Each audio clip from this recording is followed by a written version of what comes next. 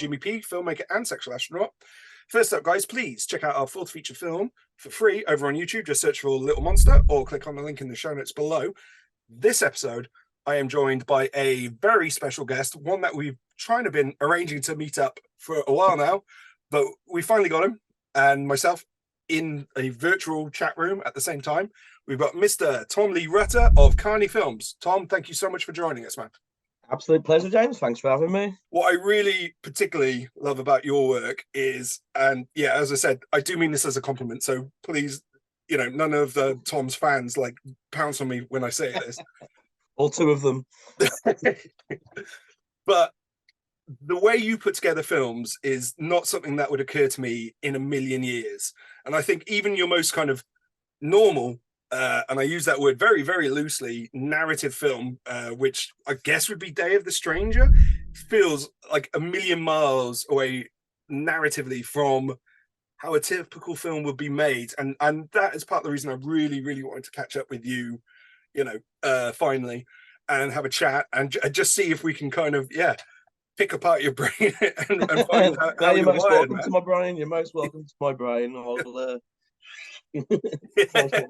Oh, it feels like a part of that sketch from Pocket Films with Mr. Jim Walker as well. So funny enough, it's not the first time I've done that in film. I take someone's brain out of their head and use it as a sort of, a projector for some sort of strange, scenes and ideas and whatnot. But I think sometimes we do find ourselves repeating ourselves as filmmakers. We might make one film and pull off a sort of a scene that's heading towards something we have in our head, but we don't feel quite satisfied. So we'll just do it again and try and do it better the next time.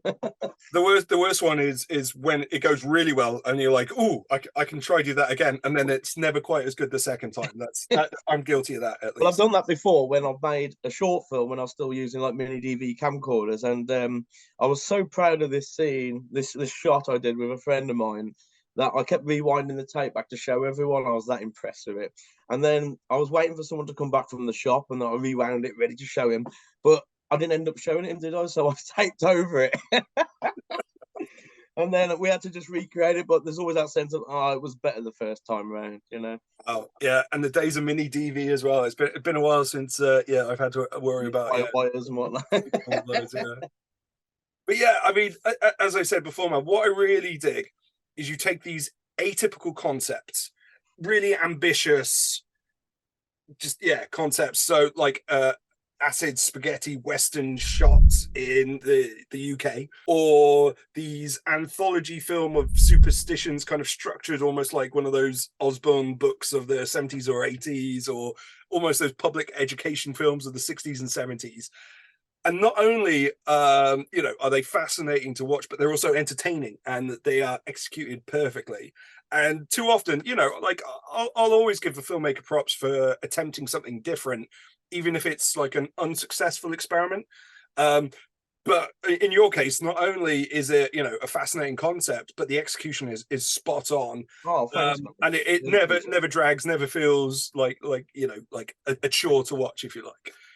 There are some like films, and I don't mean just modern films, but there are some films I think other people describe them as like your vegetables, where you've got to watch these important films or whatever. But you're delivering the full meal there, Tom, and I thank you for it, and I salute you for it as well.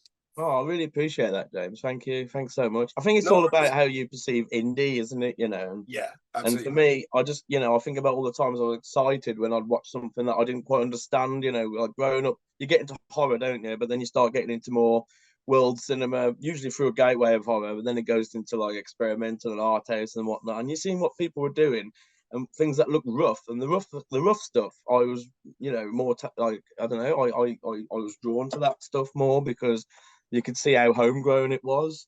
But it didn't stop them with their ideas, and you thought this boundless kind of energy of filmmaking from films from what, from the silent era onwards, essentially, really, experimentation. But to me, that's what indie is. It's boundless ideas and thinking outside the box and stuff like that, So absolutely. Yeah, I mean, I remember, again, I think I was on a panel over at a Cardiff horror convention years ago, and I was actually on there with John Walker as well, bless him, and we were talking about our strengths as indie filmmakers is we don't have a committee to answer to. So, as much as possible, you can get your direct vision, from your brain to the screen, and there's less people in the way.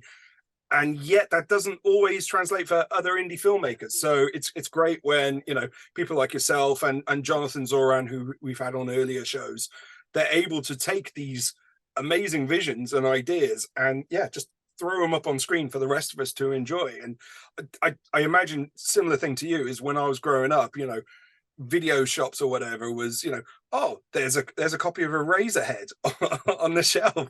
And I knew of Dune. I as a kid I loved David Lynch's Dune, so I was like, oh, okay, he did this weird thing. And I remember watching it, and I was far too young and most of it went over my head, but it stayed in there. Yeah, absolutely. I mean, Eraserhead was obviously a watershed moment for everyone, I think, wasn't it, involved with filmmaking? Yeah. And yeah, I remember when I first bought that, because I'd buy horror films, go and watch them with my cousin, and then we bought that, and he just sat there like, what even is this? This is insane. But like you said, it sticks with you. You don't quite understand it, but it sticks with you, and then you just keep coming back to it more. And I think at one point I was watching it like every day, just to absorb it all. that might explain a lot. Again, I hold Eraserhead up in very, very high esteem, but I don't think that's a film I could do every day. And, yeah.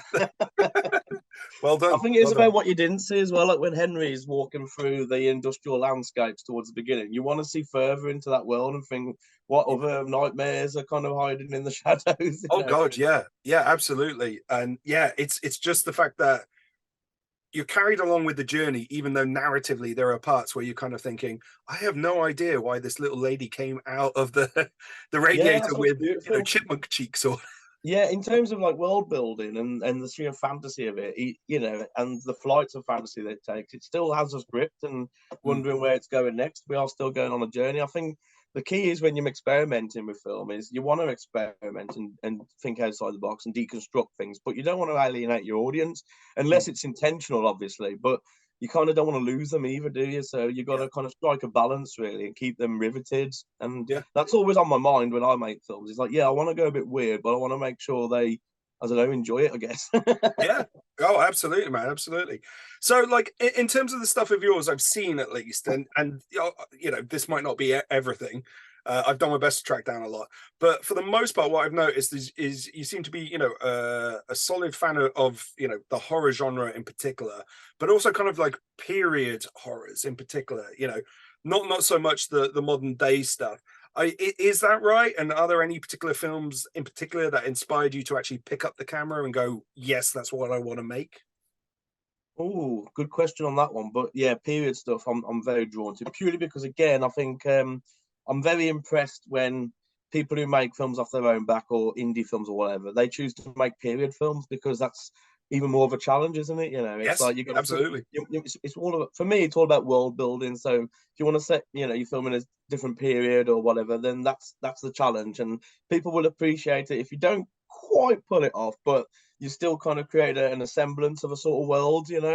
So period pieces for me are a really good signifier of, like, if you're going to make indie and you want a challenge, make a period piece. But I was able to do it with like say Bella and Bucket Film, purely because I created a sort of vignette style of filmmaking. So I was able to kind of find a location, usually a museum owned by a local council or whatever, and then give them a donation, then run in, shoot for 4 hours, and then have to get back out again.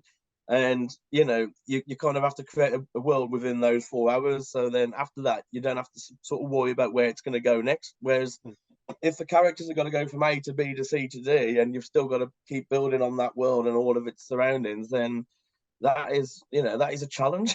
Yeah. Oh yeah, absolutely. I love it when filmmakers go for that, because it's not lazy. It's don't get me wrong, I love economical filmmaking. I love paring things back as well as kind of going all out, but I always seem to lean towards going all out and trying to cram everything in there. But films wise, wow, that is a really good question. I mean, there's so many. Again, just from the video shop days, like yourself, really, just taking horror films home and then realizing, people make these, and those are special effects. And then you look at the back and you start looking at like the pictures on the back, and if they're showing special effects, then it's a good sign that there's going to be some good special effects in that film. Whereas if you look on the back and it's got a great painted cover, and there's no pictures of gore at the back, you think, well, this is trying to sell us short. So you start to kind of pick up the art of marketing as well as filmmaking. Oh, so, absolutely, man. And films in particular, I mean, I love it when people ask me that, because I come up with a perfect answer, but the following week. Yeah, that's true. I mean, mine always changes on a daily basis, so I appreciate it's not the easiest of questions. Yeah, exactly. Yeah, but when we did first pick up the camera, it was our cuddly toys. They were first actors. Because we'd be able to just start, practicing just the kind of the really rudimentary art of framing. And even though you look at the framing now and it makes you go, whoa, it makes you feel sick because it's that giddy. And just generally practicing special effects on them. So they were our first actors. My brother and I, we both make films, and the cuddly toys were our first actors. So. Nice, good stuff. Going back to what you were saying about period stuff, what I find really interesting is it's almost like a meta period. So there's also the period of when it feels like the film was made. Within that film, then it's harkening back to an even earlier period. So, for example, for me as an audience member, when I'm watching, pocket film of superstitions, that very much feels like those, public information films of like the 50s and 60s, very much with the voiceover, and I absolutely love the narration through that. But then obviously what they're showing on screen harkens back to, turn of the century or maybe even earlier. So, you're making it like exponentially more difficult on yourself. Not only is there the production side of stuff where it's period, but then when you get into post-production and how you're aging up the look of your film as well. You're not making it easy on yourself, man, at all. I'm just jealous of not, being able to use celluloid, really, because I wouldn't have the money for that. But I just love those textures, and I love the idea that you can create a kind of sort of hazy, translucent texture with these, these different layers you lay up on yourself. But with pocket film, though, it was freeing because, again, like I said, like you'd shoot one scene and decide, right, this is a Victorian scene. And then after that, it's kind of nondescript, sort of, could have been the 30s or even the 50s, or maybe it's just a mixture of everything, Yeah. And then there's others where I suppose it's more like 17th century or something like that. But because you can, frame it into this one little box, this one little scene, you've kind of got the the effect of a period piece on the screen. Yeah. But you don't have to worry about, following that consistently afterwards. So, if I wanted to cut to something random, then I could just cut to something random, and then it doesn't have to be the same timeline or anything, Oh, absolutely. And if anything, something like that makes it feel all the more authentic, like very much like throwing back to like, as you were saying, like the early bits of cinema where they were inventing the cinematic language. You've got stuff like the Gollum films and Haxon and stuff that, where they were creating the form. And so, stuff that later on in the 30s and 40s, when we got into kind of like, sound cinema, you can't do this, and this predates all of that. And that's, again, what you're doing feels very authentic to that kind of time period, man. Well, I love, obviously it's probably obvious, but I'm a big fan of Guy Maddin and what he does, because he brought in that sort of use silent era imagery in a postmodernist kind of stream of consciousness way. So it's like, and he was very fixated on that little period between silence and talkies, where the studios would kind of repurpose silent films and put in this weird narration on top to make it a talkie. And he loved that kind of little period in cinema where it was very short-lived, and I guess he takes a lot of his cues from that, so it's like he isn't making silent films, but he is, but with audio in there, dialogue in there, It's amazing you said that. I'd never made the connection before between like Bella in particular and Guy Maddin's work, but now you've said it. Yeah, absolutely, man. I guess I think at the start I was very self-conscious about that, but I think as I'm going along with it, I'm finding my little thread in there, and I'm thinking, okay, I like the quaint Britishness of things, and there's a folk horror sort of element in there, but there's just a mishmash of what I like in there, which I think is distinctly, its own thing in it, But when I watch Guy Maddin, I just feel hopeless because he's just so fucking good, and I love his imagery so much. Oh, absolutely, man, absolutely. But no, absolutely. I think, and specifically with you in narration, and I'm talking about Bella and Pocket Film here, is they are so British, Bella with that great black country narration all over it, man. I mean, I come from the Midlands originally, so to hear the narrator talking in that accent was just like, wow, that's waves of nostalgia like flowing over me again, man. And Pocket Film, I mean, the narration on that was, that's a bit more, RP or whatever, but it is such, it's got so much character to it that I think that's what blinded me to, the inspiration of Guy Madden, whose stuff is obviously very much of, like Midwest America and all of that, and Canada too. So what you're doing, has very much its own flavor though. Well, I love that's the Shend, that is, who narrates Pocket Film of Superstition. Now the Shend is like, he's like the ultimate cult figure you can imagine. I mean, he was in a band from Redditch. I mean, obviously I'm in Kidderminster. Redditch is just up the road. Yeah, he was a band based from there called the Cravats back in the late 70s. Wow. And they were a Dardarist jazz punk band, so it's almost like they're taking their cues from the Bonzo Dog Doodah band, Python, and stuff like that. But obviously making punk records. And and they were signed by Crass. He moved to London. He got himself an equity card and got into acting. And he's in so many different sitcoms, like that you just wouldn't be aware of. That when you find out it's the Shend, he's everywhere. Wow. And he was also in Pervarella. He was one of the main actors. Oh, okay, yeah. So he had that route in kind of like the punk sort of DIY and then indie kind of world of art. But then he was doing all these commercials and sitcoms and stuff. But I went to see Cravats play. And then I listened to his radio show afterwards, because he does his own radio show. And his voice was just, wow. And just his flair for surreal comedy and stuff like that, and non sequiturs. And I just thought, this guy is ideal, essentially. It had to be him. Yeah. So how much of it was the script then for the narration, and how much did he kind of improvise or bring to it, or was it pretty close to the script? I think he pretty much did it word for word. I think he I think it was all about pronunciation, more so with the Shen, and how he preferred to say things, or how no, I think now and again he'd ask. Did he ask anything? I don't think he even asked about pronunciation on certain things. I think he maybe gave me a few notes, but other than that, he pretty much just did it word for word, but just gave it his own, in only his tones could deliver it, sort of thing. But it was something that came sort of later on, because obviously I just feel the need to be working on something film wise, and the vignette idea came along to the point where I was like, well, I can start filming something and then not worry about how that's going to affect anything right now. So I filmed a good decent chunk of scenes before I even wrote that narration, and then at some point he recorded the narration, and then I started using it as a guideline. So it almost we changed tact halfway through about how to put the film together, sort of thing. I was going to say, so obviously, it's in a way, a vignette or an anthology of a series of short films, but I mean, it feels, mostly because of the narration, very much of a flowing piece, like a train of thought, really, more than anything else. And you could turn around and tell me, no, actually, it was very strictly structured as you were sitting down and writing it.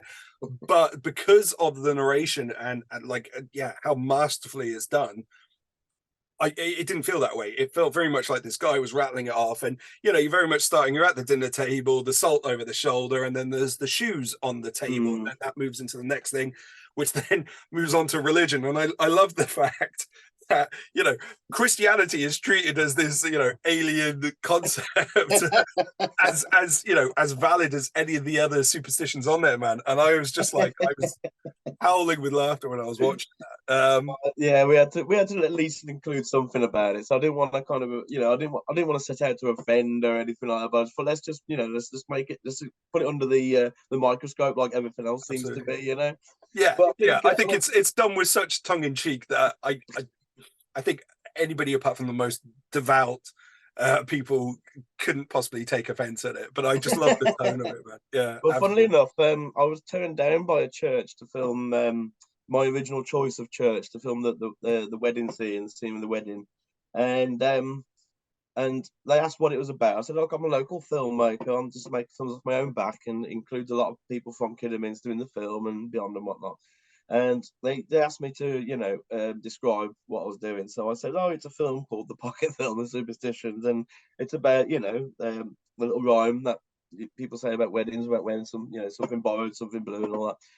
And they just said, we've taken it to the committee, but we all think, this is against our theological sort of belief. And I was like, really? Okay. So that was a no-go. So the church that I approached the second time, they asked what it was all about and if I had any information and what the concept was. So I told them it was just a little film about rhymes, just rhymes. I just said it's a film about rhymes, and I just wanted to illustrate some of the rhymes. And this one's about a wedding, so can we use your church, please? And then, I don't see why not, And so I felt bad lying to the church, but they sort of, made me. That's bizarre. It's absolutely bizarre that, again, something like superstitions could be taken. But yeah, the effrontery. Sometimes it was just a case of like loads of little building blocks, and some of them were defined, and then others I was a bit unclear on, like, how's that going to link now, what we're going to do here, that sort of thing. So obviously I when I wrote it in with the Shen speaking, I sort of laid out the list of superstitions that would be covered, and I'm not sure if I did that in a conscious order. I think maybe just visually, some of the accused there saying, well, this one's going to be comedic, this one's going to be dramatic, this one's going to be scary. So I think there was just like, I had kind of one eye on the pacing, I guess, really. And that came before the order of superstitions. I mean, if it was in a book, it would probably be in alphabetical order, whereas this one, I thought, well, no, this is all over the shop, Yeah. So I think it's definitely all about pacing, but there were certain building blocks, and I was thinking, well, what am I going to do here? This is just this part of the timeline has been blank for years. Right. And I guess because of the amount of time I've spent on it, the solutions just came along the way,